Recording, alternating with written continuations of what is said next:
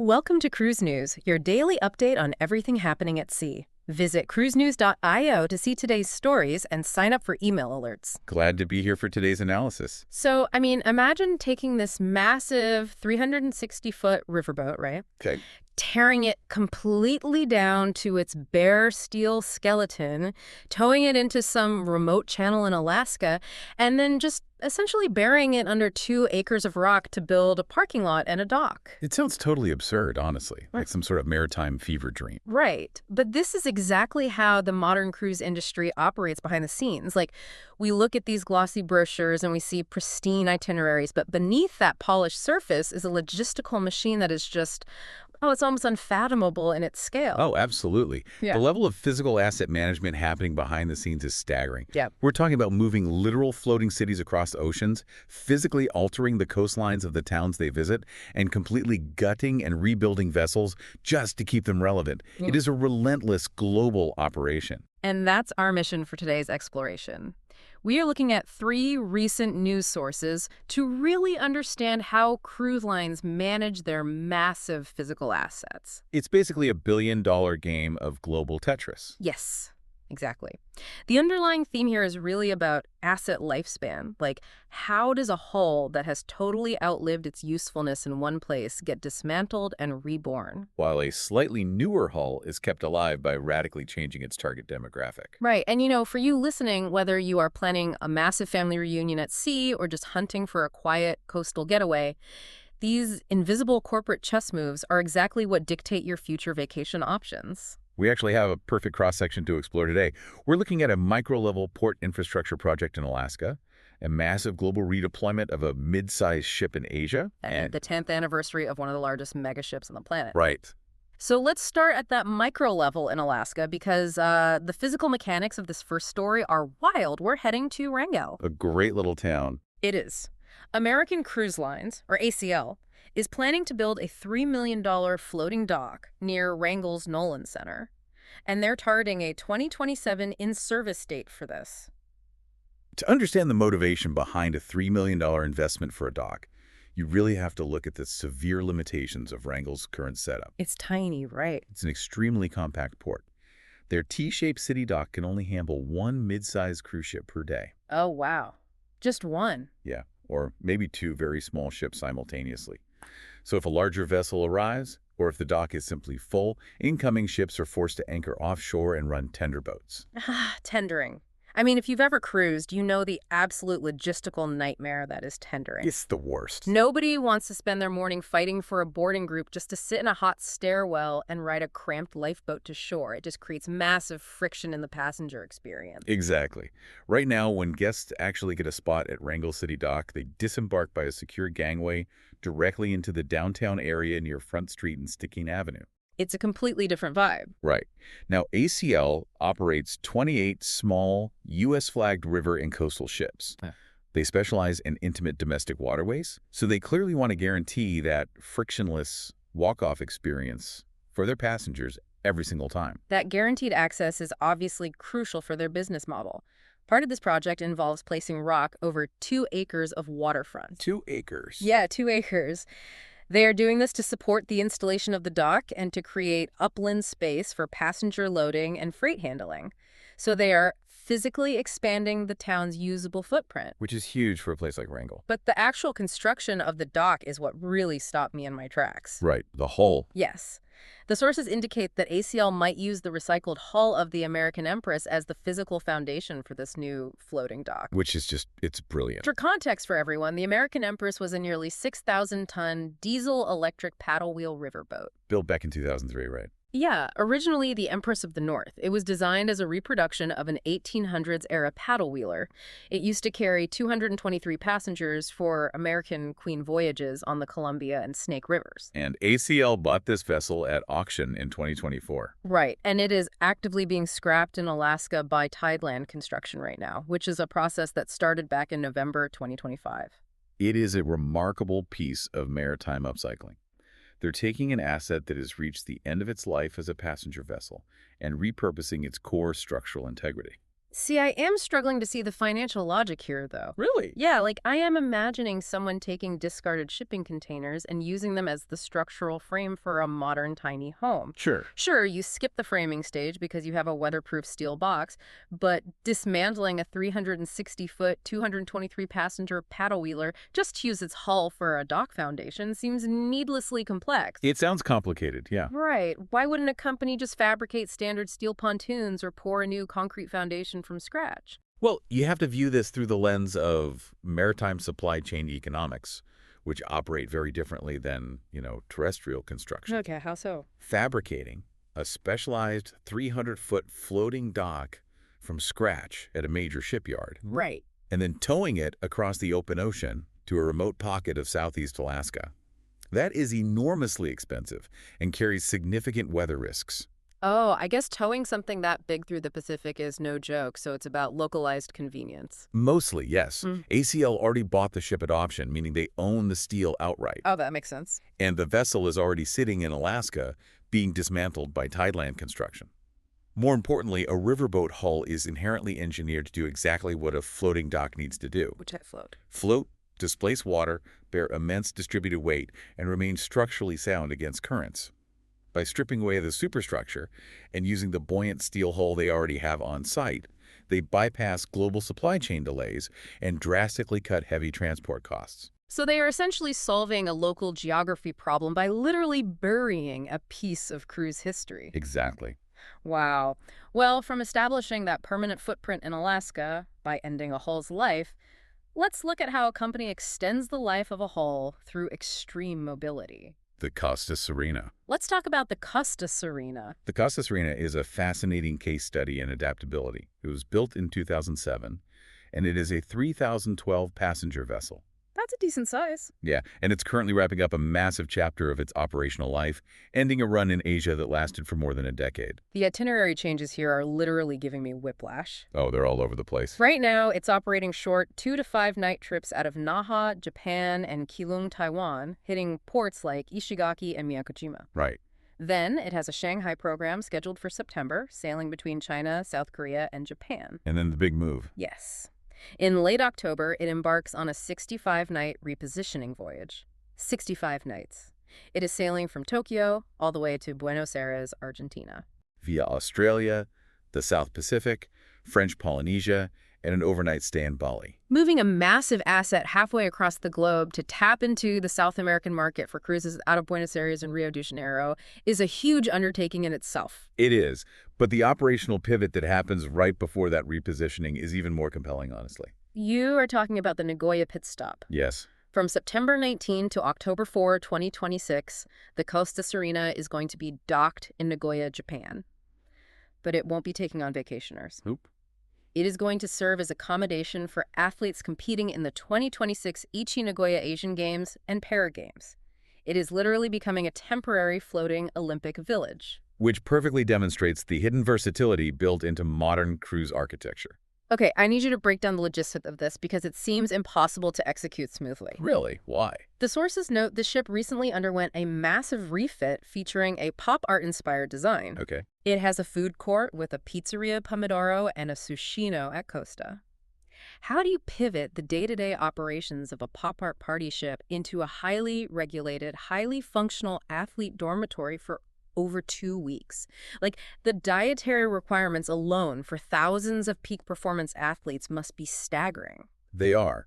But the transition relies entirely on the fact that a cruise ship is fundamentally a self-contained, scalable city. A scalable city, I like that. When you strip away the vacation branding, what you have left is hyper-efficient infrastructure.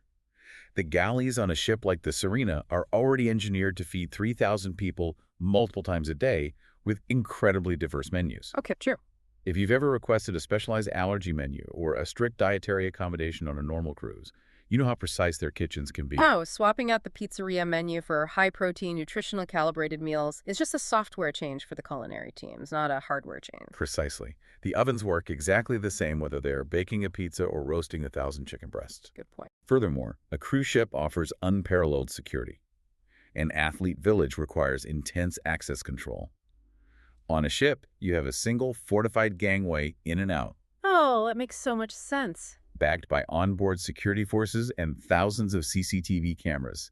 It is exceptionally easy to secure compared to sprawling terrestrial hotels. Why take a ship out of standard revenue service to house athletes, though? Like, wouldn't Costa make more money selling those cabins to tourists in Japan? Not necessarily, especially when you factor in Costa's broader corporate strategy.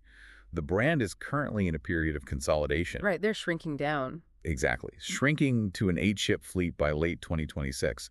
They actually just sold the 2003-built Costa Fortuna, which is being handed over to Margaritaville at sea in September. Sending a European-style Costa ship to Margaritaville is a wild brand pivot for that specific hull. It is a massive shift in operational identity. Yeah. But because the Fortuna is leaving, the 2007-built Costa Serena suddenly becomes the oldest ship remaining in Costa's fleet. Wow, 2007 is their oldest. Yeah. However, Costa recently executed a €200 million fleet revitalization program.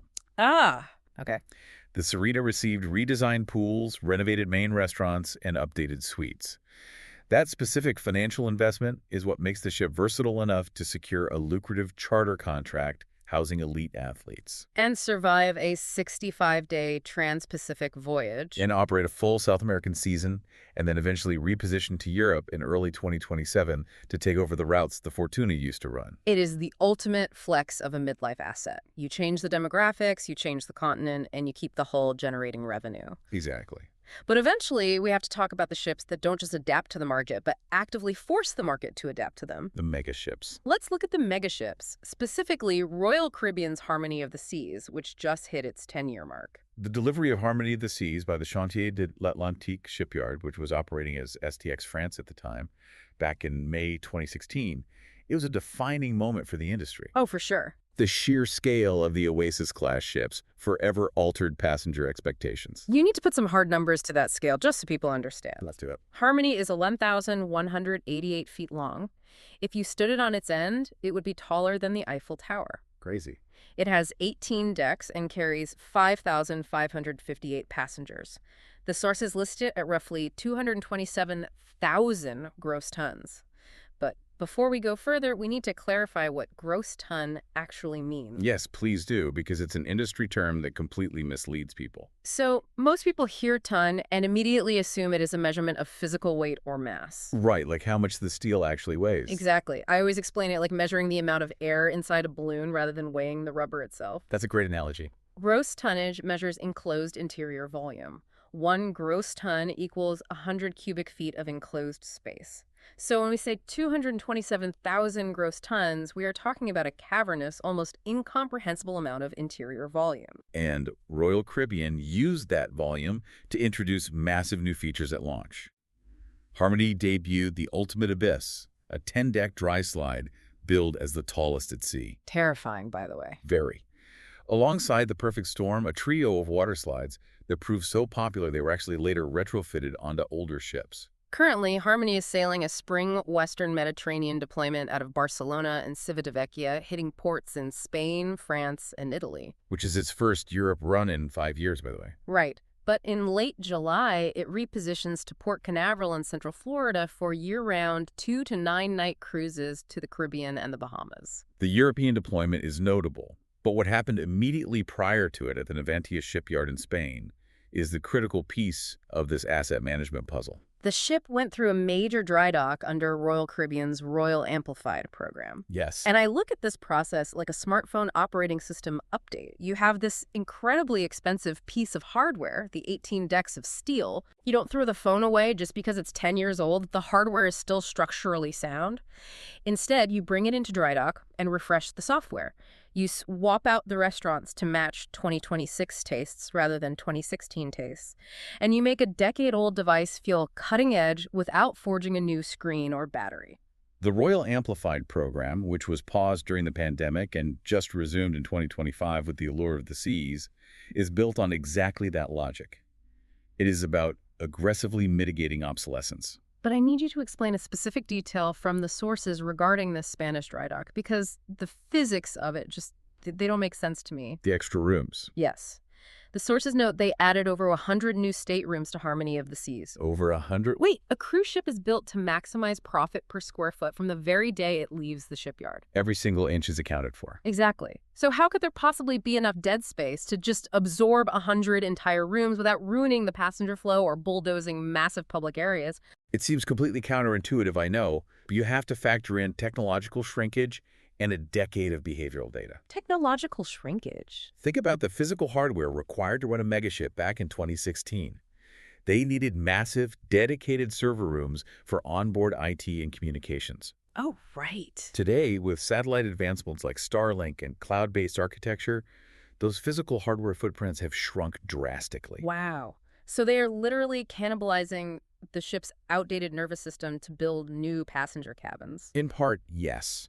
But they also analyze millions of data points on passenger flow after 10 years of heat mapping where passengers actually spend their time. Oh, constantly. They know precisely which massive multi-deck lounges sit completely empty at, say, 2:00 p.m. They realize they don't need a 500-seat venue if only 150 people ever use it at peak hours. That makes total sense. So they restructure the internal framing to slice that space in half, carve out new cabins, and optimize crew corridors based on modernized operational efficiencies. But if you add 200 more guests into those 100 new rooms, doesn't that strain the dining and pool capacities? Like, isn't the ship going to feel overcrowded? That is exactly why a Royal Amplified Dry Dock always simultaneously introduces new venues. Ah. If you add 200 guests, you also construct a new quick-service restaurant or a compelling new bar in an underutilized corner of the ship. Oh, you spread them out. You actively design new gravity points to draw people away from the existing crowded areas, rebalancing the entire ecosystem of the ship. I am still questioning the scale of the investment, though. Going through that level of invasive structural surgery on a 10-year-old ship has to cost an absolute fortune. Oh, it does, but it is driven by the brutal economics of highly competitive markets. Port Canaveral in Central Florida is a battleground. Yeah, it's the cruise capital. Every major cruise line positions their absolute best, newest hardware there to capture the family market.